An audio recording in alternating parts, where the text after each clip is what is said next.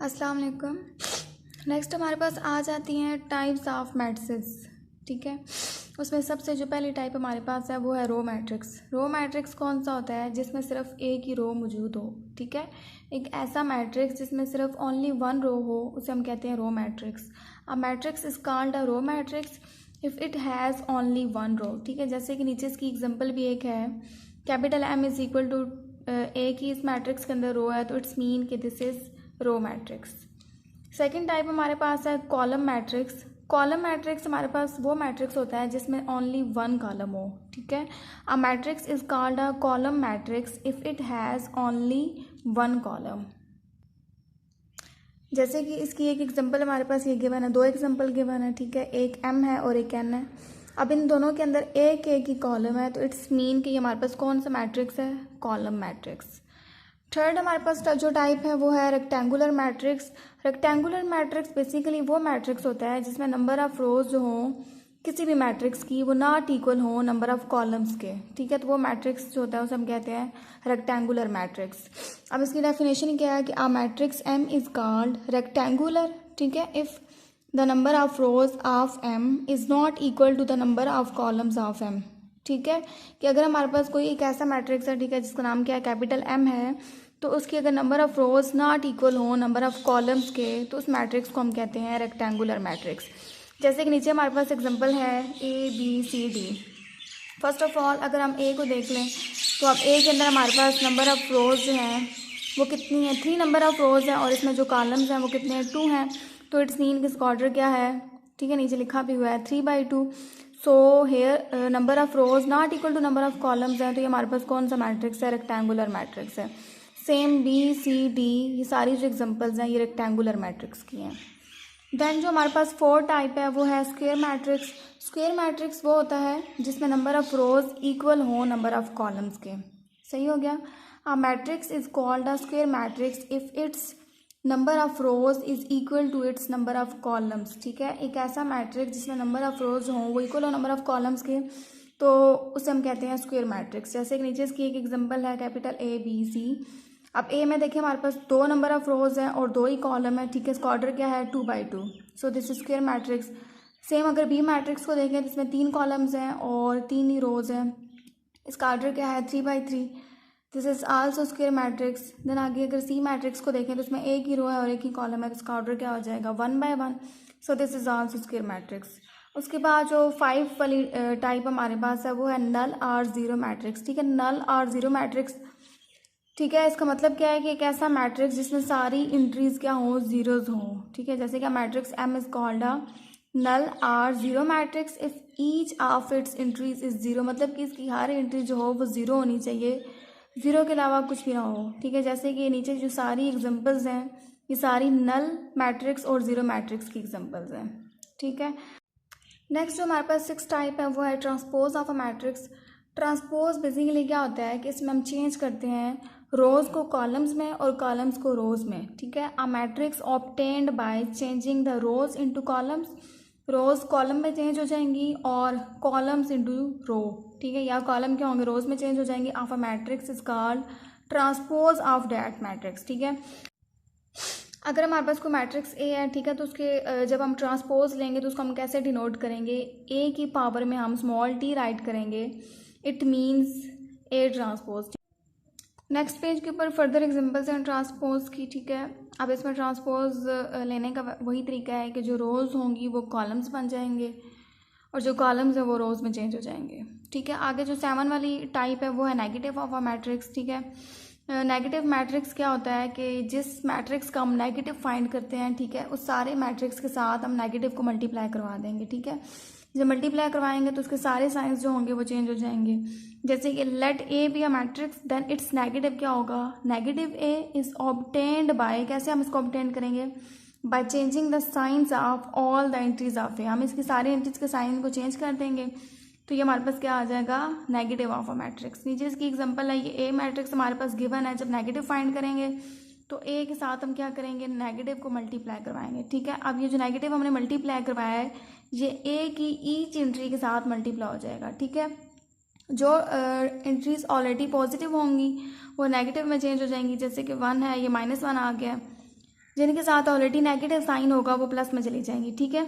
उसके बाद 3 और 4 के साथ भी क्या आ गया है, नेगेटिव साइन। उसके बाद जो 8 टाइप हमारे पास है वो है symmetric matrix. Symmetric matrix basically क्या होता है कि एक ऐसा मैट्रिक्स जो अपने ट्रांसपोज की इक्वल हो जाए वो सिमेट्रिक मैट्रिक्स बन जाता है।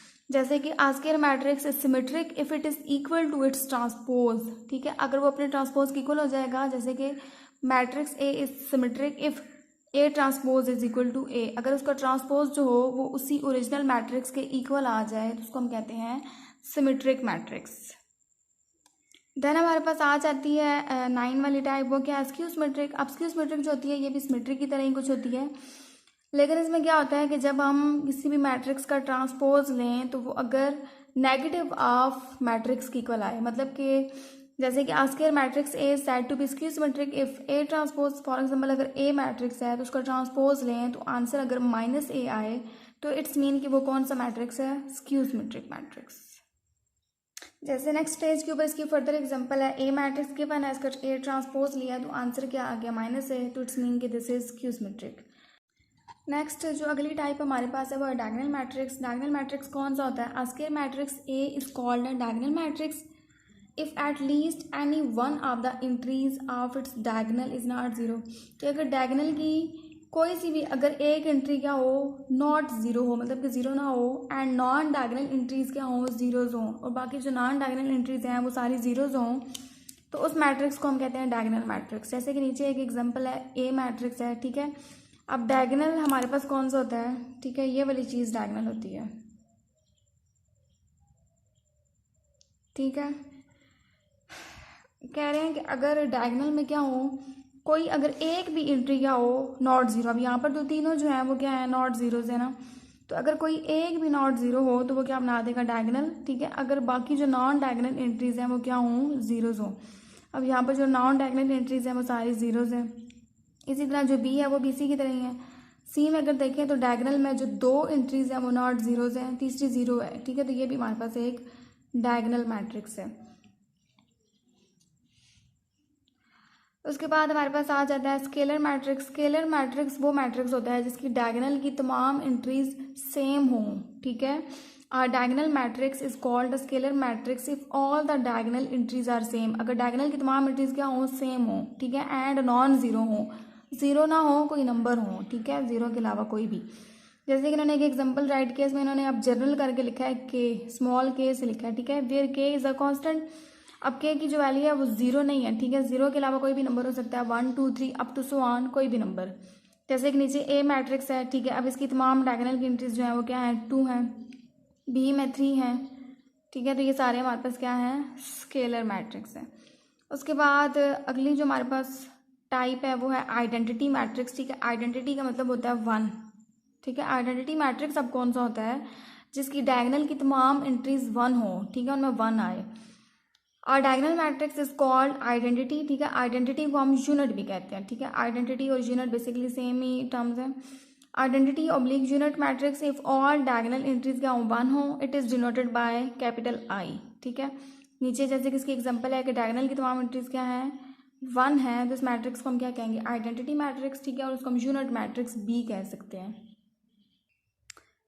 उसके बाद हम आ जाते हैं एक्सरसाइज 1.2 पे, ठीक है। एक्सरसाइज 1.2 का जो क्वेश्चन नंबर 1 हमारे पास है वो क्या है, from the following matrices identify, ठीक है। अब इन सारों की भी हमने आइडेंटिफिकेशन करनी है, किस किस की, unit matrices, row matrix, column matrix and null matrix, ठीक है। यूनिट मैट्रिक्स हमने पढ़ा है कौन सा होता है, जिसके डायगोनल में 1 आ जाए, ठीक है। रो मैट्रिक्स कौन सा होता है, जिसमें सिर्फ एक ही रो हो। कॉलम मैट्रिक्स हमने क्या पढ़ा है कि वो होता है जिसमें ओनली 1 कॉलम हो। और नल मैट्रिक्स कौन से होते हैं, जिसकी तमाम एंट्रीज क्या हों, जीरोज हों। अब क्वेश्चन नंबर 1 में आपने चेकिंग करनी है कि इसमें से कौन सा यूनिट मैट्रिक्स है, ठीक है, कौन सा रो मैट्रिक्स है, कौन सा कॉलम है और कौन सा नल मैट्रिक्स है। हमने इन सारों की जो डेफिनेशंस हैं वो ब्रीफली एक्सप्लेन कर ली हैं, ठीक है। आगे जो क्वेश्चन नंबर 2 है वो भी ये सेम ऐसे ही है, क्या है कि from the following matrix identify, ठीक है। यहाँ पर भी हमने आइडेंटिफिकेशन करनी है, ठीक है। इनके जस्ट आप लोगों ने आइडेंटिफाई करना है कि ये कौन सा मैट्रिक्स है। Square matrix, rectangular, row, column, identity and null matrix, ठीक है। उसके बाद जो क्वेश्चन नंबर 3 है वो भी सेम इसी तरह ही है, ठीक है। नेक्स्ट हम आ जाते हैं क्वेश्चन नंबर 4 के ऊपर, ठीक है। क्वेश्चन नंबर 4 हमारे पास क्या है, find negative of matrices A B C D and E negative matrix की डेफिनेशन हमने क्या पढ़ी है कि एक ऐसा मैट्रिक्स कि जब हम उसका नेगेटिव फाइंड करें तो तमाम एंट्रीज के साइन चेंज हो जाते हैं, ठीक है। जो प्लस वाले होते हैं वो माइनस में चले जाते हैं, जो माइनस वाले होते हैं वो किस में चले जाते हैं, प्लस में चले जाते हैं। तो इसको हम ज़रा सॉल्व करते हैं। सबसे पहले हमारे पास मैट्रिक्स है ए मैट्रिक्स, ठीक है। जब हम इसका नेगेटिव फाइंड आउट करेंगे, ठीक है, तो हम क्या करेंगे, ए के साथ माइनस को मल्टीप्लाई करवाएंगे, ठीक है। अब ए के साथ माइनस को मल्टीप्लाई करवाने का मतलब क्या है कि ए की हर एंट्री के साथ भी माइनस मल्टीप्लाई हो जाएगा, ठीक है। अब कैसे मल्टीप्लाई होगा, अब देखें ये 1 क्या है, पॉजिटिव है, ठीक है। किसी भी एंट्री के साथ जब कोई भी साइन नहीं होता तो वहाँ पर प्लस का साइन होता है, वो जो एंट्री होती है वो पॉजिटिव होती है, ठीक है, चाहे वो कोई भी नंबर हो। अब यहाँ पर 1 है तो जब इसका नेगेटिव हम निकाल रहे हैं ए का, तो ये क्या आ जाएगा, -1। ज़ीरो जो होता है वो ऑलवेज पॉजिटिव होता है, ठीक है, वो कभी भी नेगेटिव नहीं होता। देन उसके बाद अगली जो नेक्स्ट हमारे पास एंट्री है वो क्या है, -1 है। तो जब इसके साथ माइनस मल्टीप्लाई कराएंगे तो उसका साइन चेंज हो जाएगा प्लस में, ठीक है। मतलब कि साइन को चेंज करने का मतलब क्या है कि तमाम जो नेगेटिव साइन है वो प्लस में चले जाएंगे और प्लस वाले किस में चले जाएंगे, माइनस में, ठीक है। सेम इसी तरह फिर हम क्या करेंगे, बी मैट्रिक्स फाइंड आउट करेंगे, ठीक है। इसका नेगेटिव कैसे आएगा, -3 +1 -2 और -1, ठीक है। सारी एंट्रीज के साइन चेंज हो जाएंगे, ठीक है। प्लस वाले माइनस में चले जाएंगे, माइनस वाले प्लस में। सेम सी में अब जैसे कि तमाम एंट्रीज जो हैं वो पॉजिटिव हैं, तो जब इसका नेगेटिव फाइंड करेंगे तो सारी एंट्रीज के साथ माइनस का साइन आ जाएगा। इसी तरह डी में अगर देखें तो इसमें कुछ नेगेटिव है कुछ पॉजिटिव है, तो नेगेटिव के साथ प्लस का साइन आ जाएगा और प्लस वालों के साथ माइनस का साइन आ जाएगा। उसके बाद ई भी सेम ऐसे ही है। देन हम क्वेश्चन नंबर 5 की तरफ आते हैं। क्वेश्चन नंबर 5 हमारे पास क्या है, find transpose of each of the following matrix, ठीक है। अब ट्रांसपोज की डेफिनेशन हमने क्या पढ़ी है, changing the rows into columns, और कॉलम इनटू रोज मतलब कि रोज कॉलम में चली जाएंगी या कॉलम रोज में कन्वर्ट हो जाएंगे, ठीक है, चेंज हो जाएंगे। इसको सॉल्व आउट कर लेते हैं। अच्छा जी, ये मैंने जो 3 मैट्रिक्स हैं फर्स्ट वाले वो राइट कर लिए हैं, ठीक है। सबसे पहले हमारे पास क्या है, ए मैट्रिक्स है, इसका ट्रांसपोज फाइंड आउट कर लेते हैं, ठीक है।